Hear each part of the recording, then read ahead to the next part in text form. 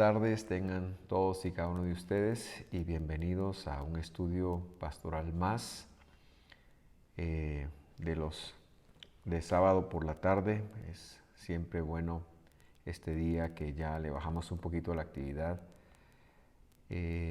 sentarnos a estudiar la palabra de Dios.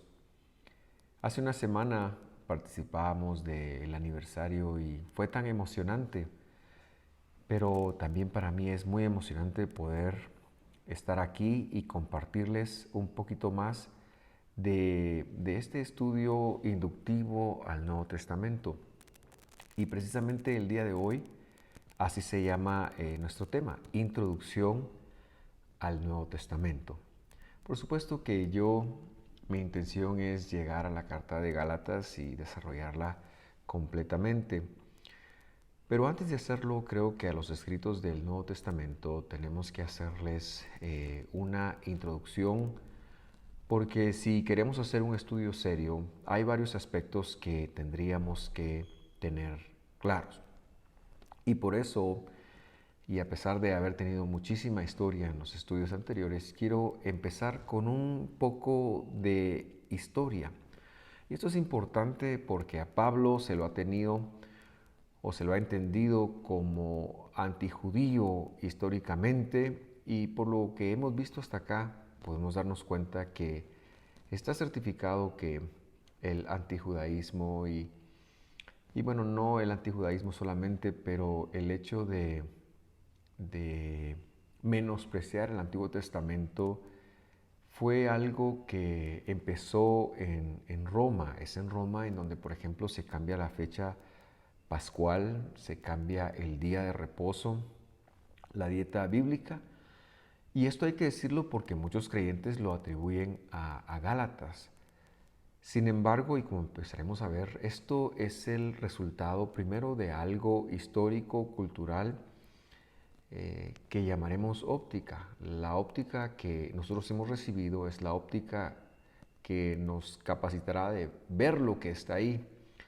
Y si nosotros queremos ver cosas que no podemos ver, tendremos que cambiar un poquito la óptica. Y por eso se me hace importantísimo empezar con un poquito de historia. Y bueno, ya hemos visto suficiente, pero vamos a ver un poquito más hoy, solo acerca del siglo III y el siglo IV. Más o menos voy a cubrir 140 años en 5 minutos, pienso yo que podríamos hacer esto, ¿verdad? Así que el siglo III se conoce como el siglo de la apología. Y apología porque lo que se empezó a hacer es que se empiezan a dar ya preguntas y respuestas tales como ¿cuál es la fe? ¿Qué es el cristianismo? Y sobre todo la pregunta más importante, ¿quién era Jesús? Y ahora sí estamos hablando de comunidades en su mayoría gentiles, ¿verdad? Que se han alejado de su raíz, y aunque todavía hay un bastión que se conocen como los ebionitas en Jerusalén, que son los descendientes de la comunidad de Jerusalén, la de Hechos, en su totalidad y al no haber una autoridad reconocida, la gente, especialmente en el lado este del imperio, hablando de lo que hoy es Turquía, hablando de Siria, incluso de Babilonia, esta gente empezó a estudiar la escritura, pero no sé si adrede o ignorando la revelación que había sido dada en hebreo y que había sido puesta en arameo, en idiomas semíticos. Ahora la Biblia se empieza a interpretar desde la Septuaginta, que es la traducción griega del 250 años antes de Cristo. Y eso es muy difícil para el idioma griego porque, y aunque los manuscritos más antiguos son griegos, creemos que la revelación está en la óptica original de las personas que, aunque hubiesen escrito en griego, yo sospecho que lo escribieron en arameo, por lo menos la gran mayoría, pero aunque hubiesen escrito en griego, lo están haciendo desde un griego judaico, desde una mentalidad judía desde el primer siglo. y al griego le cuesta aceptar los conceptos teológicos del hebreo, que son muy profundos y que el griego, que es un idioma con muchos paganismos, pero que no traduce, por ejemplo, en la tradición judía, aún del primer siglo, se le atribuía a Dios 70 nombres, los 70 nombres de Dios. No hay que confundirlos con los 72 nombres de los más recientes cabalistas, que ellos manejan otra cosa. No me refiero a eso, sino me refiero a la traducción donde estos 70 nombres funcionaban como títulos, funcionaban como eh, descripciones, ¿verdad? Atributos voy a llamar. Bueno, pues todo eso tiene que traducirse en la palabra teos. Y voy a hacer un pequeño ejemplo de lo que estoy tratando de decir. Por ejemplo, la palabra teos es la que se traduce como Dios. En hebreo hay tres palabras que se traducen como Dios. La primera palabra es la palabra El, que quiere decir poder, fuerza. Y por ejemplo, usted seguramente ha escuchado alguna canción que dice El Shaddai, El Shaddai, y se traduce cercanamente a lo que quiere decir como Dios Todopoderoso. Dios Todopoderoso, pero esto es un atributo. Luego, la segunda palabra que se traduce, y esto ya lo vimos, pero el ejemplo queda muy bien aquí, es como divinidad, es la palabra Eloa, Eloa, Eloa. Y esto se acerca más al concepto que nosotros tenemos de cuando decimos Dios. Sin embargo, es la que menos se usa en las escrituras hebreas. Y la tercera palabra, que seguramente es la palabra quizás más famosa, es la palabra Elohim, que es un plural, es el plural de la palabra Eloa y de la palabra El. Al final del día,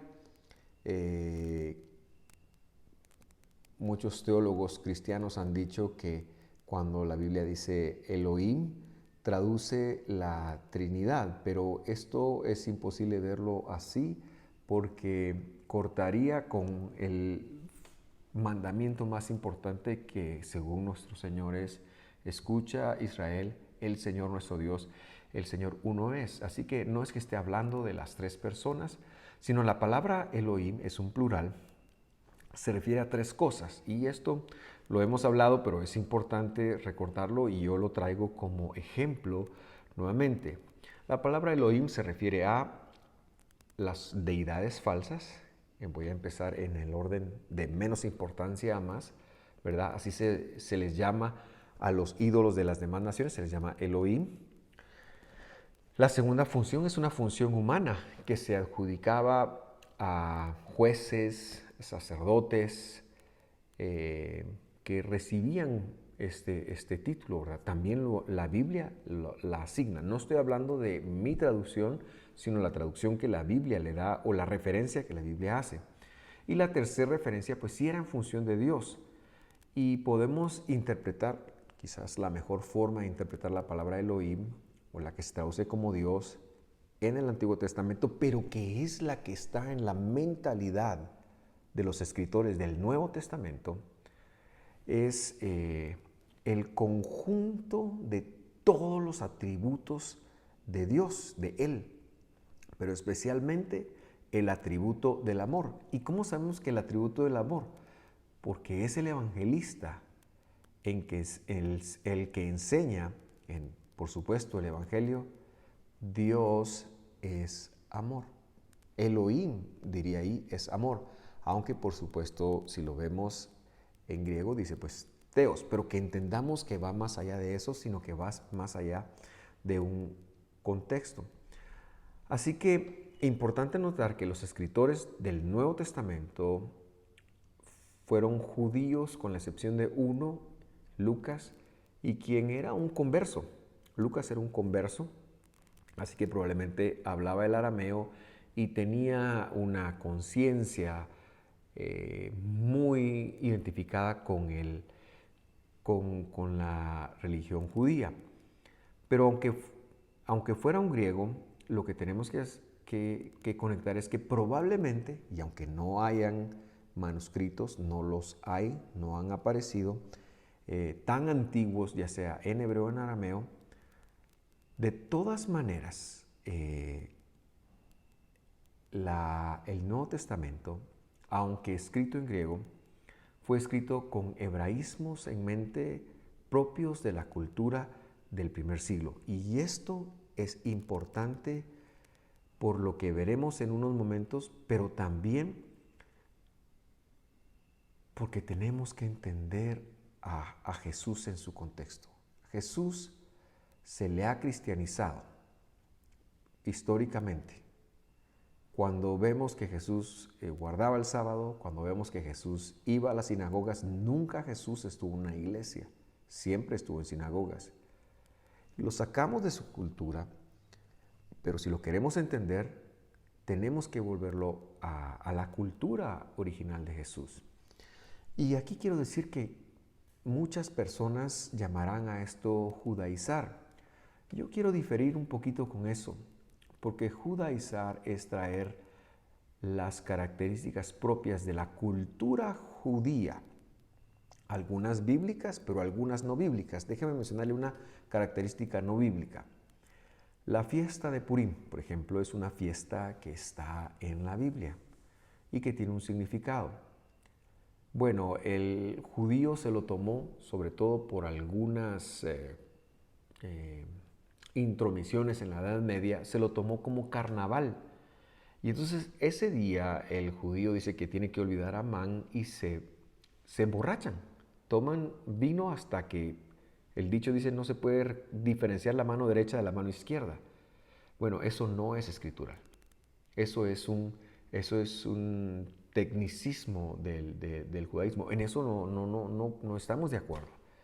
Pero en el hecho, por ejemplo, de que ellos digan que el sábado es el día del Señor, bueno, toda la Biblia refresca eso. Aunque nosotros nos reunamos el domingo, pero que lo entendamos que la Biblia completa así lo maneja. Así que judaizar es un término que entraremos un poquito más en ello, que propiamente tiene que ver con volverse judíos. Esa no es la intención de este estudio, esa no es la intención de nosotros, pero la intención de nosotros sí es volvernos a la cultura original de Jesús, y hay que decirlo, la cultura original de Jesús era judía y por ende desde ahí debemos de entenderlo. Muy bien. Hubo entonces en el siglo III, hablando del siglo III, un esfuerzo por entender la fe, por entender qué se creía y por entender sobre todo la figura de quién era Jesús. Y como decía hace unos instantes, en el lado oriental del imperio fue mucho más explosivo este desarrollo. De hecho, las dos grandes escuelas teológicas del siglo III son la escuela de Antioquía, que está en el sureste de lo que hoy es Turquía, y la escuela de Alejandría, que está perdón, en el norte de lo que hoy es Egipto. Estas eran dos pujantes comunidades mucho más pobladas que Roma y con mucha más tradición teológica. Roma, aunque hoy pretenden que así sea, todavía no controlaba el imperio. Eso es del siglo IV, como veremos en un instante. Así que las iglesias iban dirigiéndose como podían. Así que en Antioquía ellos llegaron a una conclusión de quién era Jesús. El precursor de esta escuela se llamaba Pablo de Samosata. Y Pablo de Samosata dice algo que después Arrio, el padre de los arrianos, va a confirmar. Jesús era hombre, pero no Dios. Así lo dice. Jesús es hombre, pero no es Dios. Y en Alejandría, que también tiene una profundidad teológica muy importante y por cierto una iglesia que hasta el día de hoy sobrevive, la iglesia de los coptos. Son 8 millones de personas que están en Sudán y en Egipto y que viven persecución. Y al día de hoy ellos sostienen esto, que Jesús era Dios, pero no era hombre. A estas personas se les llama monofisitas y el precursor más importante de esta idea fue Orígenes. Y hay que decir que Orígenes fue hecho mártir por el emperador Decio en la segunda mitad del primer siglo. Cuando Roma, tratando de tener un control absoluto de todas las iglesias un siglo después, y en un concilio empiezan a hablar de la naturaleza del Mesías, ellos son los que, como veremos en un ratito, establecen la doble naturaleza del Mesías como pieza no negociable, una creencia que hasta el día de hoy la mayoría del cristianismo considera como acertada, quizás exceptuando los coptos de Egipto, pero que no deja de ser un dogma de fe y que es muy difícil probarlo escrituralmente. Y por eso es importante conocer la historia. En el siglo IV se da todo un problema político y Constantino, que está tratando de conquistar el imperio, reconoce en el cristianismo una fuerza muy poderosa y les promete que oficializará la religión cristiana si ellos le apoyan en su conquista. Y esto sucede. Y del 310 en adelante hay una serie de guerras hasta que Constantino logra, porque el emperador anterior había distribuido el imperio en diferentes emperadores, pero bueno, ya usted sabe, ¿verdad? Cuando alguien tiene la ambición, y todos los emperadores la tenían, cuando alguien tiene la ambición despierta, pues ellos luchan por tener el poder absoluto, y Constantino lo logra con el apoyo y con la promesa a los cristianos de que si ellos lo apoyan, él oficializará la religión cristiana. Y en el Edicto de Milán no necesariamente la oficializa de primero, sino ofrece libertad de culto, algo que para los cristianos fue muy bueno porque hasta entonces eran muy perseguidos, pero a partir de eso, unos años más tarde, un año más tarde, ya sí hace el cristianismo a la religión oficial del imperio. Y lo primero que Constantino quiere saber es qué es el cristianismo. Pregunta en Roma y recibe una respuesta, pregunta en Alejandría, recibe otra respuesta, pregunta en Antioquía, recibe otra respuesta. Y a donde va Constantino como emperador y tratando de oficializar la religión, continúa ofreciendo respuestas distintas. Así que a él se le ocurre que lo mejor y lo más importante es organizar un concilio en donde vengan los obispos de todo el imperio, de una religión que ha crecido muchísimo, muchísimo. Cuando hablamos del primer concilio, que se llamó el Concilio de Nicea, en el año 325, a orillas del mar, se registran 300 obispos de todo el imperio. Obispo era una persona que sobreveía una comunidad que sobreveía a otras comunidades. Y ellos se concentran en esta ciudad de Nicea, a orillas del mar, en lo que hoy es Turquía también. Turquía es muy importante para el cristianismo. Hay muchas enseñanzas al visitar Turquía. Es casi tan importante para el cristianismo como lo es visitar Israel. Pero bueno, durante 2 meses y a costillas del emperador, los obispos están discutiendo qué es el cristianismo, qué es la fe, quién es Jesús, y hay toda una discusión. Y Constantino pregunta después de 2 meses, miren, ¿y cómo va la cosa? Usted sabe, él está financiándolo, se come bien y se bebe buen vino, y llega el momento en donde pues, no sabemos, es la respuesta que le dan a Constantino. ¿No saben? Dice Constantino. Bueno, Voy a decir qué vamos a hacer. Coloca al ejército romano afuera de donde estaban congregados y les dice, nadie sale a comer ni a beber hasta que ustedes no salgan con la declaración de qué es el cristianismo. Y esto es muy importante porque en ese entonces se obligaba militarmente a seguir la religión de esta manera y ahora la religión oficial iba a ser el cristianismo. Entonces para Constantino era muy importante tener qué era el cristianismo. En 24 horas, lo que no sucedió en 2 meses, en 24 horas salen los obispos con la encarnación de Jesús, ¿verdad?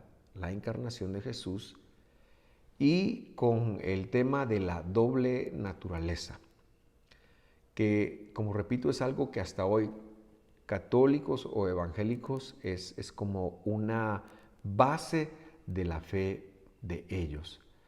Y a estos conceptos que nacen a partir del 325 empiezan a celebrarse una serie de convivios, por ejemplo, de convivios, ya estoy con deseos de estar en Navidad, de concilios quise decir. Y en estos concilios se empezaron como a implementar estos dogmas de fe, que de alguna manera no estaban del todo claros en las escrituras y mucho menos iban a estar porque iban a la escritura con una mentalidad griega y tenían que haber ido con una mentalidad original.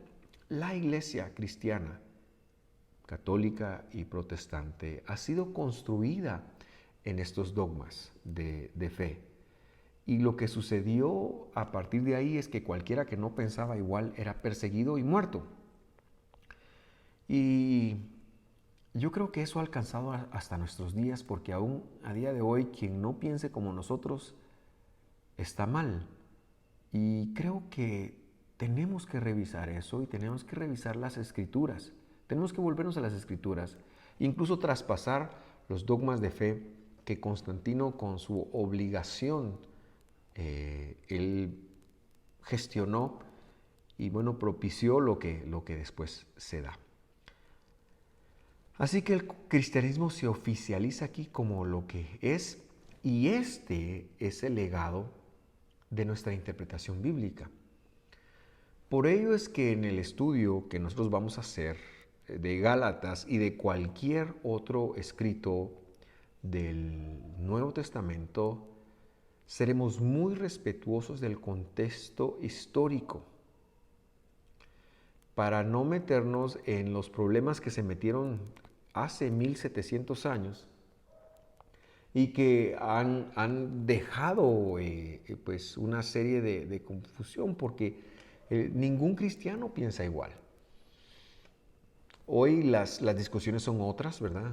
Hoy si usted pone cristianismo o va a encontrarse con otros temas, ¿verdad? El cristianismo, la prosperidad, y hay quienes están en contra, hay quienes están a favor, y yo lo que pienso es que debemos de volvernos. Por eso es que cuando hablamos de contexto idiomático, tenemos que interpretar el griego a la luz del Antiguo Testamento. ¿Por qué? Porque no podría el Nuevo contradecir al Antiguo. Esa es una regla básica de interpretación que cualquier escuela de teología, aún a día de hoy, sabe que está bien. No podemos, si hay algo que no casa, tenemos que buscar qué está pasando ahí, ¿verdad? Y bueno, segundo, tenemos que partir de que esta gente que escribió el Nuevo Testamento y la gente que primero lo recibió, el 100% eran judíos, prosélitos judíos o temerosos de Dios. Esa fue la audiencia de Pablo. El gentil que vemos en Hechos es temeroso de Dios. Pablo lo que está haciendo es que está legislando y utilizando la jurisprudencia para para incorporar a los gentiles a este nuevo movimiento, ¿verdad? Entonces, declaro las intenciones. Pero ahora, y en referencia al Nuevo Testamento, ¿cuál es el original del Nuevo Testamento? Y la respuesta es que el original del Nuevo Testamento no existe. No tenemos un Nuevo Testamento que Pablo haya escrito y que se lo mandó a Roma, por ejemplo, y que se guardaron copias en Roma y bueno, hay unos manuscritos originales. No los hay. Es más, y hablando un poquito ahora sí de la historia del Nuevo Testamento, es muy, muy interesante porque la Biblia que usted lee hoy en día, refiriéndome al Nuevo Testamento, por supuesto, pasa por una figura del siglo XVI, el señor Erasmo de Rotterdam. Este señor es muy importante para usted y para mí, aunque usted no lo crea. Él era un académico holandés que en el siglo XVI hace un conjunto de manuscritos del Nuevo Testamento, en su mayoría con influencia bizantina. ¿Qué quiere decir eso? Quiere decir que él recolecta los evangelios, las cartas de Pablo, de una tradición de Turquía, de una tradición que viene de la Iglesia del Este, porque cuando él lo hace eran los manuscritos más antiguos y estos manuscritos eran del siglo XII. Y entonces la idea de él, de esta composición que él hace, porque lo que hace él es que toma los manuscritos, los traduce al latín y luego los deja en un griego como copiarlos de manuscritos viejos a manuscritos nuevos. Y este texto que él compila en el siglo XVI se conoce como el Textus Receptus. Esto es muy interesante y muy importante. ¿Por qué? Porque el Textus Receptus es de donde se basan casi el 100% de las Biblias que hoy nosotros tenemos en mano. Cuando yo crecí, había muy pocas versiones de la Biblia. En primer lugar, había solo la versión Reina Valera. Y había una Reina Valera del Oso, había una Reina Valera muy buena, pero el español es muy antiguo, una Reina Valera antigua que es muy fiel. Luego la Reina Valera 60, que esa versión fue la versión incluso hasta de las profecías. Voy a tomar mi traguito de agua. Y recuerdo que la gente llegó a profetizar en Reina Valera y decían, a vosotros os hablo. Bueno, es una broma. Y luego la Reina Valera, traducción del 77 y del 95, y a partir del año 70 se empieza a desprender o despertar en muchas personas la necesidad de traducir la Biblia. Pero que sepamos que la Biblia que tenemos, el Nuevo Testamento que tenemos, está basado casi en su totalidad en lo que Erasmo de Rotterdam compiló. Esa es la base especialmente de las Biblias protestantes. El latín Textus Receptus quiere decir los textos recibidos. Ahora, sucede un fenómeno desde el siglo XVI en adelante, y es que la arqueología pone su granito de arena y empiezan a aparecer manuscritos del siglo XI, del siglo IX, del siglo V, y hoy en día, hablando de este misterio, tenemos manuscritos incluso del siglo II, parece que hay un pedazo del Evangelio de Juan. No es que haya toda la Biblia, pero han aparecido manuscritos que han encontrado en estudios arqueológicos. Pero sucede un tema. Presentan diferencias con el Textus Receptus, muchos de ellos. Y le pongo un ejemplo. En Marcos capítulo 9, versículo 29, dice, Jesús contestó, esta clase, hablando de espíritus inmundos, dice, esta clase solo puede ser expulsada con oración. El Textus Receptus dice, esta clase solo puede ser expulsada con oración y ayuno. ¿Qué quiere decir eso? Que alguien le agregó y ayuno.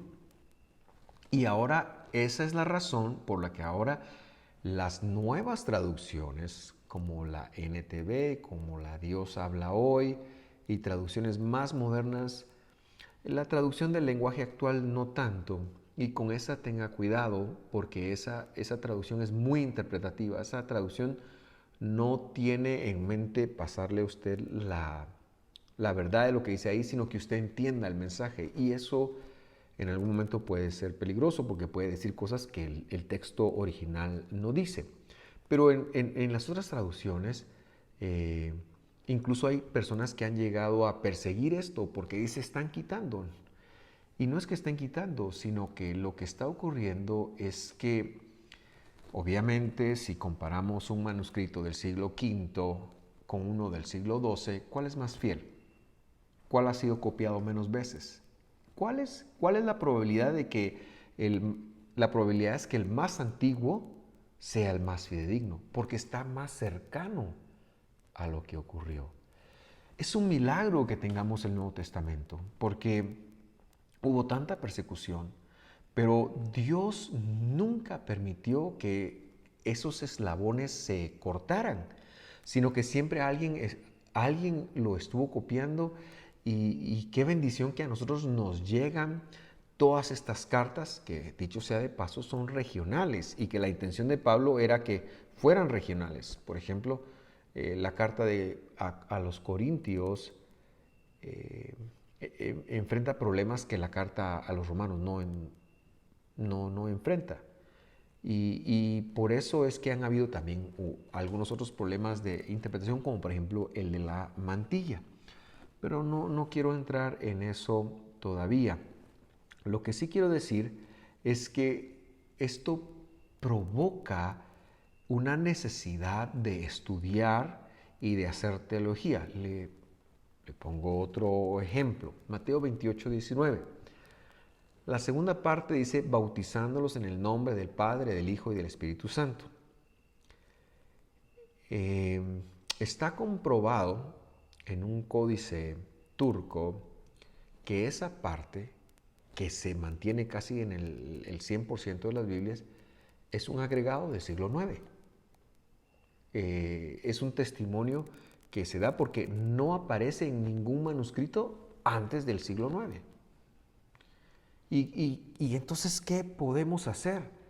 Bueno, por eso es que yo propongo que el estudio que debe de hacerse debe ser muy serio y debe de considerar todas estas situaciones y circunstancias que se están dando y debemos de aprender a hacer teología, ¿verdad? Y el primer paso para hacer teología es entender que tenemos un textus receptus, un texto recibido que se compiló en el siglo XVI, por el año 1500, a inicios del siglo, y que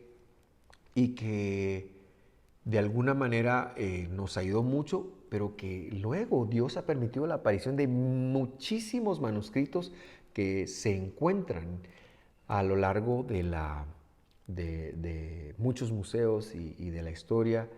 Uno de estos descubrimientos que es muy importante, aunque no es del Nuevo Testamento, son los hallazgos de las cuevas de Qumran. Y en los hallazgos de las cuevas de Qumran es impresionante que todos los textos del Antiguo Testamento, estos del Antiguo Testamento, no existen variaciones, ¿verdad? Porque el pueblo israelita primero y luego el judío, ellos fueron muy fieles. De hecho, en tiempos de Jesús había una profesión que nos traducen como escribas. Y el escriba en hebreo es sofer. Y sofer no es realmente escriba, sino es contador. Y lo que sucede es que esta gente copiaba rollos y entonces le hacía una contabilidad porque cada uno de los caracteres arameos o hebreos, ¿verdad? Aunque son caracteres arameos, aunque estén en hebreo, cada uno de esos caracteres tiene un valor numérico y al terminar el rollo, tenía que cuadrar con el que habían copiado. Y si no, se anulaba. Es un milagro que el Nuevo Testamento lo tengamos, pero Dios quiso que lo tuviéramos porque es el Evangelio, porque es la buena nueva de salvación. Y entonces es a partir de el año 1550 donde aparece el señor Robert Estienne de París, quien era un teólogo, dueño de imprenta, y que se empieza a dar un fenómeno que se conoce como el aparato crítico. Ahora, el aparato crítico es algo que hay en muchas obras literarias, no solo es de la Biblia. Y son estudiosos, por ejemplo, las obras de Shakespeare, las más recientes, tienen un aparato crítico que critica lo más antiguo con lo más reciente y compara y hace un análisis, ¿verdad? Y esto es importante, pero en la Biblia es determinante. Entonces empiezan a aparecer eruditos, y este es el primero, que empiezan a hacer una crítica de erudito, por ejemplo, del Textus Receptus, del texto de Erasmo. Y este aparato crítico se empieza a compilar por muchos y muchos teólogos. Obviamente está en griego y pues hay que hablar griego para entenderlo, para conocerlo. Eh, pero lo que ha pasado es que esto es un movimiento dirigido por Dios, que las personas lo van compilando y van haciendo sus análisis. Entonces el aparato crítico nos ayuda de alguna manera y nos da luz porque tenemos que hacer teología sobre eso, ¿verdad? Es importante hacer teología. Entonces, cierro. Yo quiero cerrar esta charla en esta tarde diciendo que en el estudio que llevaremos, la teología la haremos de la siguiente manera. En primer lugar, tomaremos el contexto del Antiguo Testamento, porque no puede estar divorciado del Nuevo. Ese es nuestro primer criterio, el criterio del hebreo. Si hay una palabra que aparece en el texto griego y que es difícil hacerle una asociación con el texto hebreo, pero ahí es donde nos ayuda la Septuaginta, porque como la Septuaginta la haya traducido, nos da el contexto hebreo, y el contexto hebreo, que es muy rico, es algo que sí tenemos disponible. Entonces, buscar el significado de las palabras griegas con su equivalencia en hebreo nos da un entendimiento del verdadero mensaje, número uno. Número dos, el criterio del primer siglo, con sus costumbres. Por ejemplo, ¿recuerda usted cuando Jesús dijo a la mujer sirofeniza, y casi que lo tomamos como una ofensa, ¿verdad? No es bueno darle el pan a los perros, y la mujer le responde, sí, pero los perrillos, eh, ellos se comen la mesa, las migas que caen de la mesa. Eso tiene una explicación. A primera vista pareciera ser como que el Señor le está diciendo a la mujer sirofeniza, perrillo, pero ese no es el caso. Entonces tendremos que meternos un poquito en el contexto del primer siglo, las costumbres, la teología de los escritos del primer siglo, que es muy, muy similar, y que hay escritos alternos que son muy contemporáneos con el Nuevo Testamento, que nos pueden dar una ayuda, como la Mishnah. Otro día voy a explicar qué es la Mishnah. Como el Zohar, que es un compendio de estudios de las 52 porciones semanales del Pentateuco, pero que se ha mal usado por el cabalismo y el misticismo judío, cristiano y mucho misticismo que está mal usado, está mal entendido como un libro místico. No es un libro místico, es es una, es un comentario del Pentateuco. Entonces hay mucha literatura que nos puede dar a entender, por ejemplo, ¿qué quiere decir padre? Por ejemplo, el padre. ¿A qué se refería con el padre cuando Jesús hablaba del padre?